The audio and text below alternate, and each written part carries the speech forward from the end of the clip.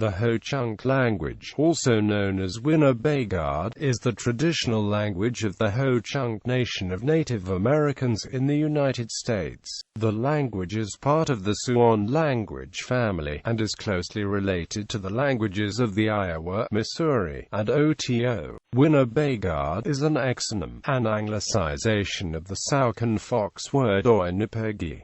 The anglicized form of the endonym is Ho-Chunk. Phonology. Phonemic inventory. Ho-Chunk's vowels are distinguished by nasality and length. That is to say, the use of a nasal vowel or a long vowel affects a word's meaning. This is evident in examples such as pa, bag, compared to pa, nose, and waruk, to eat, compared to waruk, table. All of Ho-Chunk's vowels show a short, long distinction, but only I, a, and u have nasal counterparts. Ho-Chunk's oral and ejective consonants are listed in the following tables. Typical of Mississippi Valley Siouan languages, Ho-Chunk has aspirated p and k phonemes but no aspirated t.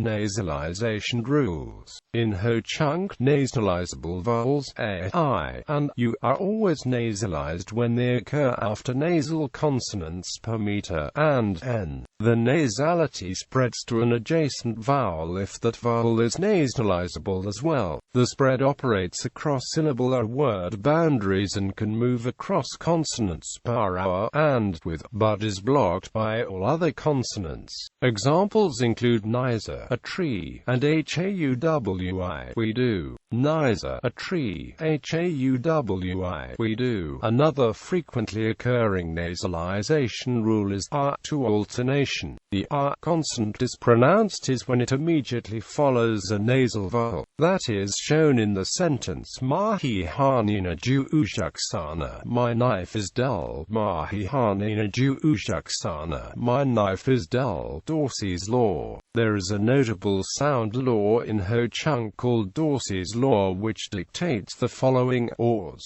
where o is a voiceless obstrue and r is a resonant, and s a syllabic sound. In other words, if there is an underlying voiceless obstrue and followed by resonant, the vowel following the resonant is copied into the preceding consonant cluster. All Dorsey's law sequences attested in the language are listed below, with V representing the copied vowel. PVNV, PVRV, KVNV, KVRV, KVWV, SVNV, SVRV, SVWV, SVNV, SVRV, SVWV, CVWV, XVNV, XVRV, XVWV. Multiple sources advocate that Dorsey's law is a synchronic process in the language because of the way that things like stress assignment and the morphological process of reduplication are affected by it. Dorsey's law can apply within a single morpheme, as in pra becoming in the word Paris, wide, flat, or across morpheme boundaries, as in sra becoming in the word Saris, you go there, where s is the second person pronominal prefixing to the verb rehi, to be going there. Metrical structure or Ho-Chunk is a more accounting, but syllable accenting language. The stress placement of words spoken in isolation is extremely regular. Single-syllable words always have a long vowel, and stress falls on the first mora. Two-syllable words have two moras,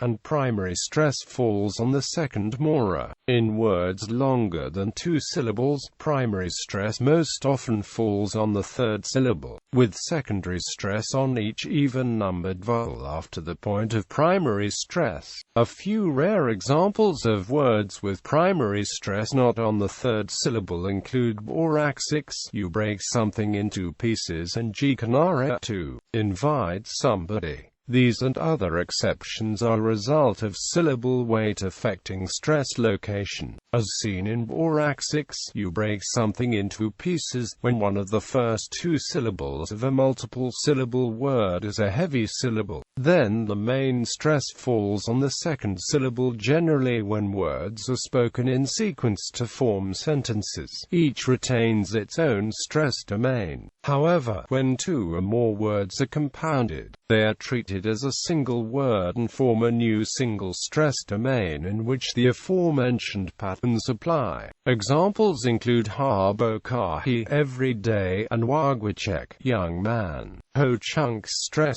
system is substantially different from that of other Siouan languages, which have main stress on the second syllable a second mora. It is theorized that Ho-Chunk underwent a stress shift one mora to the right at some point in its history. Orthography. The official Ho-Chunk orthography derives from an Americanist version of the International Phonetic Alphabet. As such, its graphemes broadly resemble those of IPA, and there is a close one-to-one correspondence between graphemes and phonemes. The orthography differs from IPA in that the nasal vowels are indicated using an ogonek. Thus, I, U, and A are written as un, U, and A, respectively. In addition, the post-alveolar and palatal consonants are written as C, J, S, Z, and Y. The velar fricative is written as G, and the glottal stop is written as.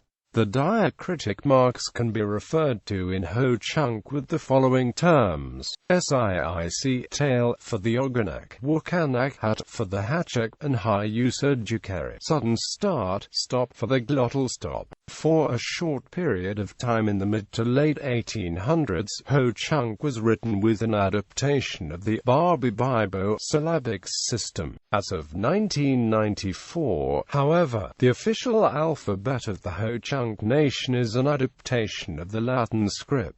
The Ho-Chunk nations of Wisconsin and Nebraska represents themselves differently in the alphabets that they use, as the Wisconsin tribe writes a double vowel to mark longer length, and the Nebraska tribe uses a macron over the vowel. These differences, shown with example words, are demonstrated in the chart below. In total, the Ho-Chunk writing system consists of 26 consonant and 16 vowel graphs, digraphs.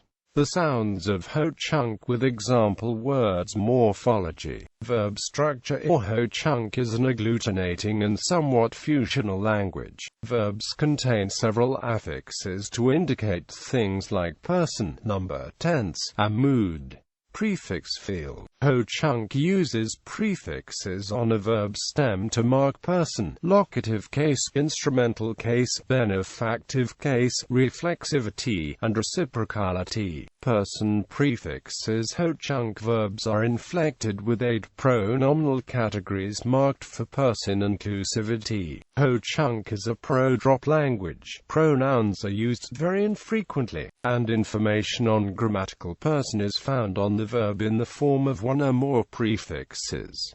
First person singular, second person singular, third person singular, first person dual inclusive, first person inclusive plural, first person exclusive plural, second person plural, third person plural. Person marking intransitive verbs. Ho-Chunk's transitive verbs are inflected with urgent and patient pronominals. The generic paradigm of the pronominal prefixes in transitive verbs is outlined below. The letter V stands in the place of the verb stem. In this table, the null symbol is used to represent all third-person singular actor and patient pronominals. It indicates that there is no overt prefix for those pronominals. Some cells are left blank because there are no pronominal affixes associated with the particular person-number combination. In cases like these, the action is reflexive to something to yourselves. Reflexivity in Ho-Chunk is indicated with another prefix, gi. The sounds in the prefixes run together in casual speech, often leading to the deletion of the para consonant and thus so long vowel a diphthong. This is evident in the example wakere, I put them, in which the third-person plural patient prefix wa merges with the first-person actor prefix ha, producing WAA. Person marking in intransitive verbs. Ho chunks. Intransitive verbs fall into three main types: intransitive active verbs, intransitive stative verbs, and intransitive third-person only verbs. Intransitive active verbs are those which involve only human or animate agent. An example is SGAAC, play, which is inflected for person and number as follows. Intransitive stative verbs involve an action affecting a patient. This is characteristic of the verb saak, to be old. Intransitive third-person only verbs designate states and properties of mostly inanimate things, such as be delicious or be expensive. Quote, they can only be inflected for third-person singular or third-person plural subjects. It is expensive, or Caesar, they are expensive. Locative prefixes. Ho chunk has two locative prefixes, ha on or onto, and ho in or into. These prefixes were first described by William Lipkind in his 1928 Grammar of the Language. The prefixes are added to a verb stem as seen in the examples below. Meocomic to lie on top of meocomic to lie in. A locative prefix may derive a noun, a verb, or both. This is true for homic, which can refer to a verb to lie in or a noun, bed. More recent learning materials refer to the ha prefix as a suppressive applicative marker, and the ho prefix as an inessive applicative marker. Instrumental prefixes. Ho chunk has a set of instrumental prefixes which indicate that an action is accomplished by means of some instrument, force, or special type of instrumental movement. These prefixes are translated into English with such phrases as by foot, by hand, or by striking. Some sources list 8 instrumental prefixes in ho chunk, while others recognize a 9th naa by internal force. These prefixes are listed first with their English translation, then paired with a stem wax string. The instrumental prefixes are identified as inner or outer due to the position relative to other prefixes attaching to the verb stem. Inner prefixes are closer to the verb stem, while outer prefixes are farther away on the left edge of the word. Instrumental prefixes are found in all Siouan languages, and it is theorized that outer instrumentals originated as nouns or nominalized stems. Suffix field. Ho chunk's suffixes mark number, tense, mood, negation, and aspect. Syntax.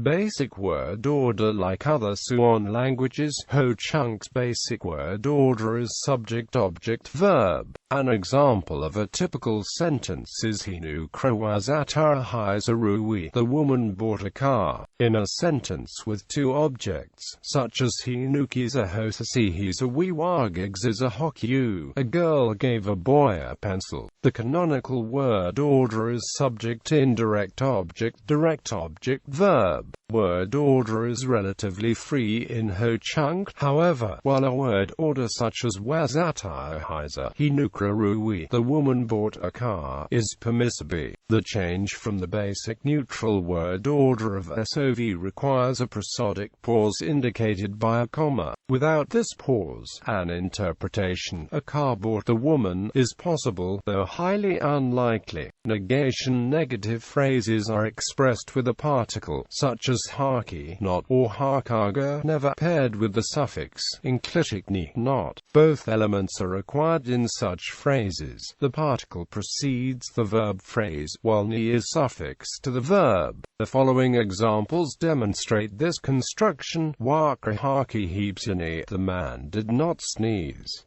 Hakaga wakati ihani wuaja, I never kill snakes.